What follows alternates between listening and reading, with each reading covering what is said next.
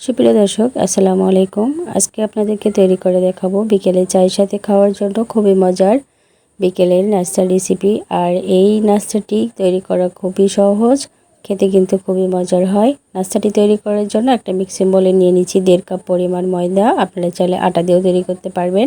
Half চা চামচ পরিমাণ দিয়ে দিচ্ছি লবণ, 1 টেবিল চামচ পরিমাণ দিয়ে দিচ্ছি তেল। তো ময়দার সাথে তেলটাকে ভালো করে মিশিয়ে নিতে হবে। আর তেলটাকে ময়দার সাথে ভালো করে ঘষে ঘষে মিশিয়ে নিতে হবে। মেশানো হয়ে গেলে এখানে আমি হাফ কাপ পরিমাণ পানি দিয়ে দিচ্ছি। আর পানিটা আমি অল্প অল্প করে দিয়ে একটা ডো বানিয়ে নেব। তো পানিটা অবশ্যই অল্প অল্প করে দেবেন। আর এখানে কিন্তু আমার হাফ কাপ পরিমাণ পানি লেগেছে, আপনাদের কিন্তু কম বা বেশি পানি লাগতে পারে।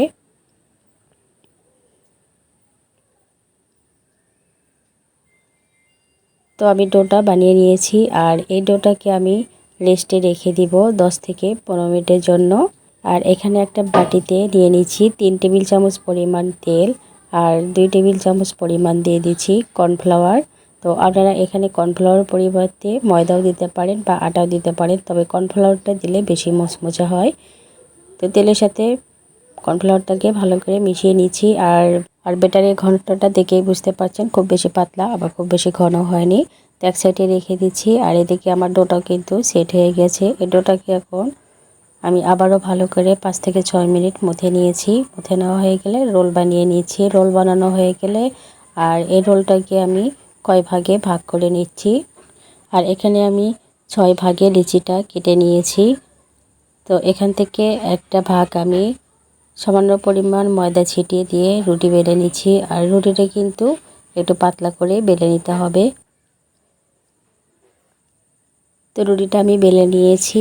আর সবগুলো রুটি আমি এভাবে বানিয়ে নিয়েছি। আর রুটির উপরে আমি যে কর্নফ্লাওয়ার মিশ্রণটা তৈরি করেছিলাম সেই কর্নফ্লাওয়ার মিশ্রণটা দিয়ে দিচ্ছি। আর রুটির চতুর্পাশে এভাবে হাত মিশিয়ে নিতে হবে। আর ওপরে একটু সামান্য পরিমাণ ময়দা ছিটিয়ে দিয়ে তার উপরে আরেকটা রুটি আমি দিয়ে দিচ্ছি। তো রুটিটা দেওয়ার পরে আমি আবারও কর্নফ্লাওয়ারের মিশ্রণটা দিয়ে দিচ্ছি। দিয়ে আবারও হাত দিয়ে ভালো করে রুটির উপরে মিশিয়ে নিচ্ছি।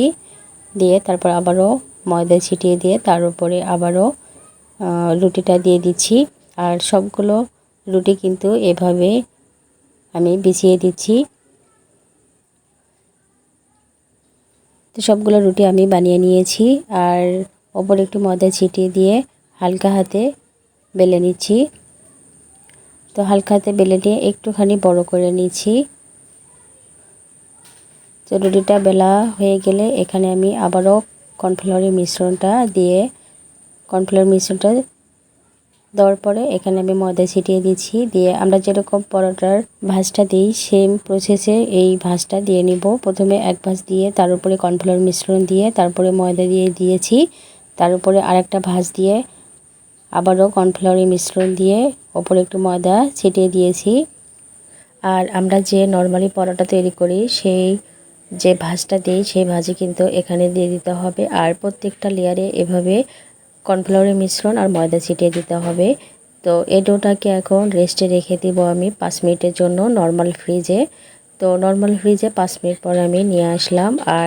আর 5 মিনিট এভাবে নর্মাল ফ্রিজে রেখে দিলে ডোটা কিন্তু একদম সেট হয়ে যাবে।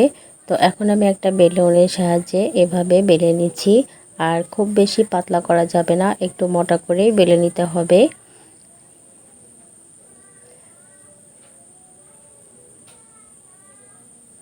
তো রুটিটা আমি বেলে নিয়েছি। এখন এই রুটিগুলোকে কেটে নিব ছোট ছোট করে। তো প্রথমে আমি লম্বা করে কেটে নিচ্ছি, তারপরে ছোট ছোট করে কেটে নিচ্ছি। তো আমি সবগুলো এভাবে কেটে নিয়েছি। এখন আমি তেলে ভেজে নেব। আর তেলে ভাজার জন্য আগে থেকে তেলটা গরম করে নিয়েছি। আর নাস্তাটি কিন্তু মিডিয়াম আঁচে ভেজে নিতে হবে। তো সবগুলো নাস্তা আমি দিয়ে দিচ্ছি। আর কিছুক্ষণ পরে দেখবেন নাস্তা কিন্তু এমনিতে তেলে ওপরে ভেসে উঠবে। আর দেখতে পাচ্ছেন নাস্তাগুলো কিন্তু এক এক করে তেলে ভেসে উঠছে। তো সবগুলো নাস্তা আমি উল্টে পাল্টিয়ে ভেজে নিচ্ছি। আর কতটা লেয়ার হয়েছে দেখতে পাচ্ছেন।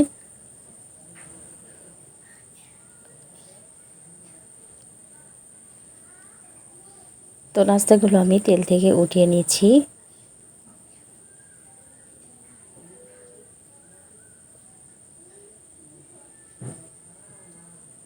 আর সবগুলো নাস্তা কিন্তু বানিয়ে নিয়েছি। তো এভাবে যদি একবার তৈরি করেন তাহলে দেখবেন বিকেলে চায়ের সাথে বা বাচ্চারা খেতে খুবই পছন্দ করবে। আর কতটা মুচমুচে হয়েছে দেখেই বুঝতে পারছেন। তো ভিডিওটি ভালো লাগলে লাইক কমেন্ট শেয়ার করবেন। আজকের মতো বিদায় নিচ্ছি। আল্লাহ হাফেজ।